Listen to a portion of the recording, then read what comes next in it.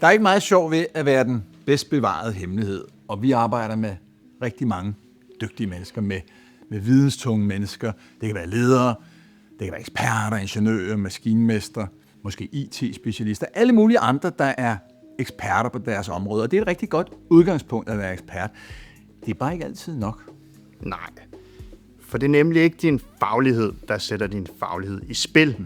Det er din kommunikation og dit personlige lederskab, der sætter din faglighed i spil. Hvis du er et 10-tal fagligt, men et 5-tal kommunikativt, så bliver du altså ikke opfattet som et 10-tal fagligt heller. Din kommunikation skal helst matche din faglighed og din viden. Så bliver det godt. For alvor. Ja.